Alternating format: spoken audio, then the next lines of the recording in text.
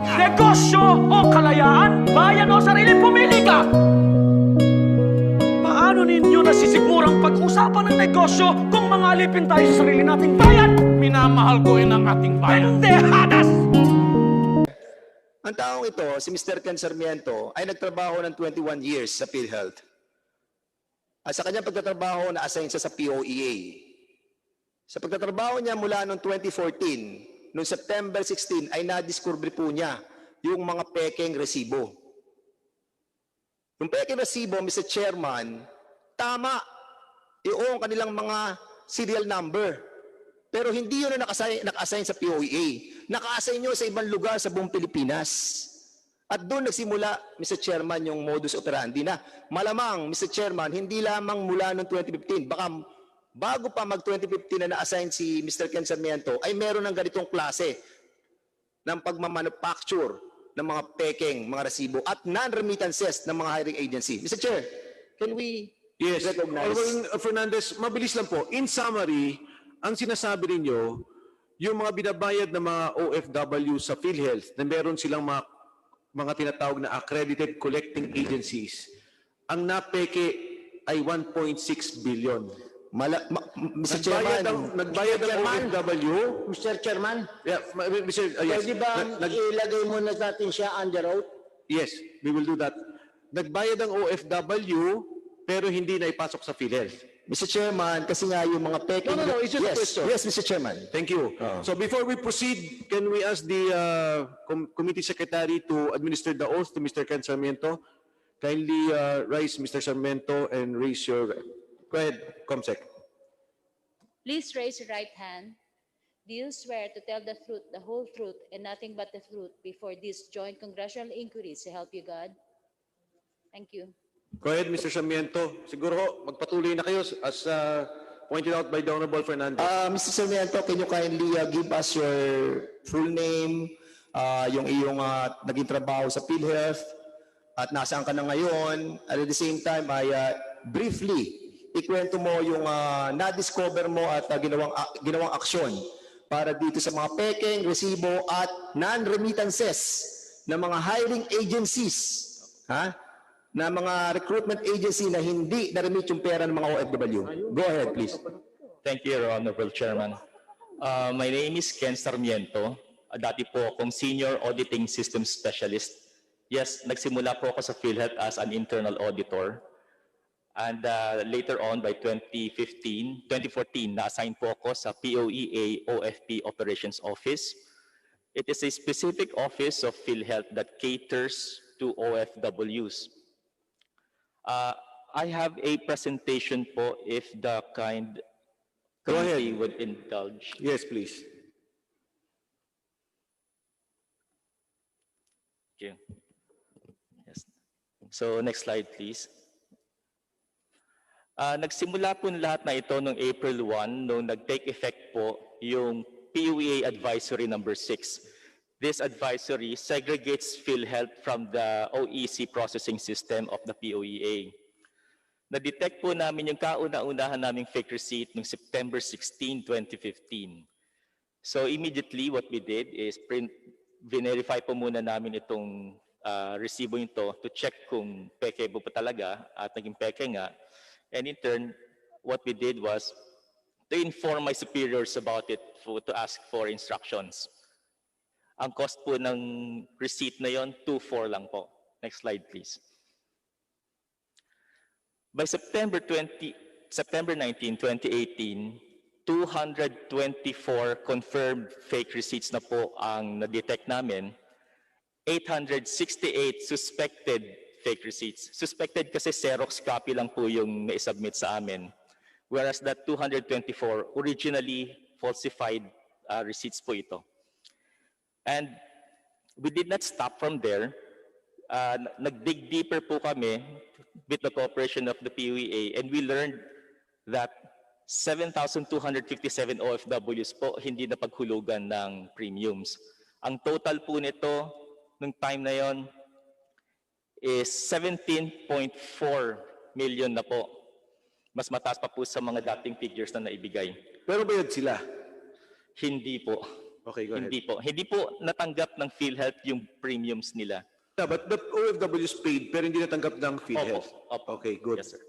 Mr. Chair, sandali lang po, Mr. Chair. Yes, Honorable Barbers. Kasi nagbayad yung OFW, no? So there must be a system where we can determine kung talaga nagbayad sila. So hindi nyo nakita yon? Hindi po, sir.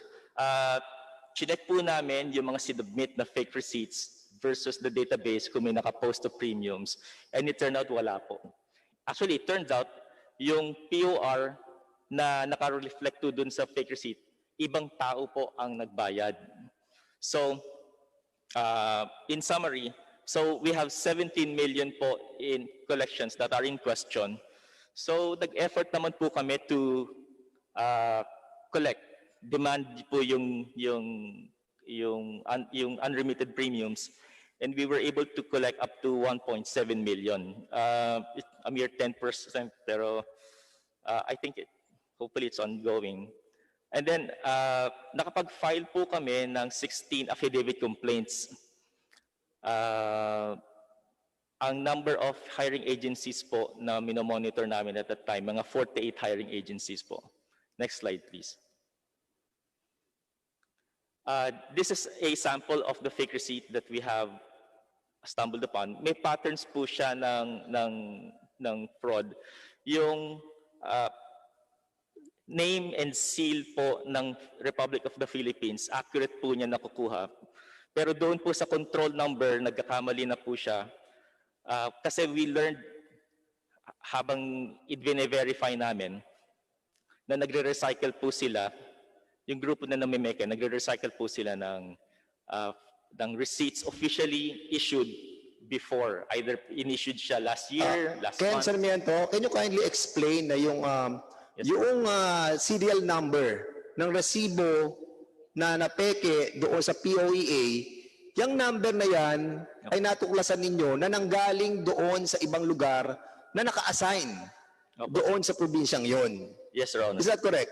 Yes, Your Honor. Actually, the control numbers were sourced from different provinces of the country. It's on next slide, please.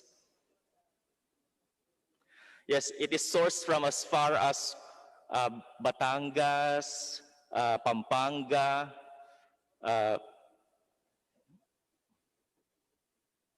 Iligan, and in the course of our fact-finding, we were successful enough to determine kung sino po yung mga persons of interest involved. With the permission of the body, I anonymized po yung mga names and names of the persons of interest and the hiring agency they represented during that Mr. time. Ken, itong mga parang medyo binura mong mga pangalan na sinasabi natin mga persons of interest, ito po, Mr. Chairman, yung mga tinatawag na mga liaison officer na kumbaga sila po ang inuutusan noong mga recruitment agency para magbayad sa POEA doon po sa ating pong over-the-counter ng PhilHealth. Sila po nagdadala ng bultong pera. Yung bultong pera, dinadala ng liaison officer doon, ibinabayad nila po doon sa conduit runner ng PhilHealth. Yes, Your Honor. As alleged doon sa iyong presentation. Kindly Yes, Your continue, Ken. Yes, thank you. So, of particular cases po, itong si number 1, si Mr. Romeo, we were able to talk to him sa NBI and he confessed to issuing fake receipts. Next slide, please. Meron po kasi silang sharing scheme. We learned through the number of cases that we have gathered na meron pong nagre-recruit sa kanila para i-distribute yung fake receipt sa OFW na dinideploy ng ehensya nila. At ang hatian po nila noon, out of the 2-4, 900 pesos po mapupunta doon sa marketer na tinatawag namin. Presumably, yung marketer siya po yung gumagawa ng fake receipt. Tapos yung liaison officer, siya na po ang napupunta sa kanya, yung 1,500 pesos. Yung po yung na-describe niyang sharing scheme nila. So we know who they are, and we know na more or less yung structure ng, well, kasi it's based po kasi sa POA-RRR, more than 5 people involved in a questionable act can be described now as a syndicate. We discovered about 40 plus of them, and we were able to document at least 12 or 13 of them. Mr. Sarmiento, medyo Yes, Your Honor. seryoso po yung accusation nyo Yes. na because of your discovery, tinanggal kayo. Yes, Your Honor. Sino ho ang pinupunto nyo sa PhilHealth na nagtanggal sa inyo? It was a collective effort po involving then RVP Dennis Mas, former COO John Basa, former chairperson po ng ADO Committee si Dr. Narisa Sugay, and then Regional Vice President po ng PRO-NCR si Ms. Hilda Salvacion Diaz. Mga seasoned technocrats po ito mga to. Hindi po Tanong sila. lang, Mr. Hernandez, kailan ka tinanggal? Was there a written termination? And was there any ground for your termination? Clarification lang po. Your Honor, if I may. Mr. Sarmiento, go ahead. Sarmiento. Sorry. Yeah, thank you, Your Honor. I-qualify ko lang po yung termination sa akin kasi these are So, sabi mo kanina, Opo. you are under oath, tinanggal ka. Opo. Pag tinanggal, alam natin, termination. It is different from resignation. Kaya ang tanong ko, medyo nagbabago na ngayon, tinerminate ka ba o nag-resign ka? I think, Mr. Chairman, si Mr. Sarmiento was terminated doon sa kanyang position sa POEA. So I want to clarify. Yeah. So, Okay. nalipat siya from POEA, ibinalik siya doon sa NCR. Is that correct? Yes, Doon Your ang Honor. nakalagay sa report eh. Yes, Your Honor. So it was not termination. You were transferred. Your Honor, if I may qualify, Go ahead. O sige. because these are seasoned technocrats, they do not act in a brazen manner. In a way, I was isolated and removed from my office at POEA OFP Operations Office so that the investigation will stop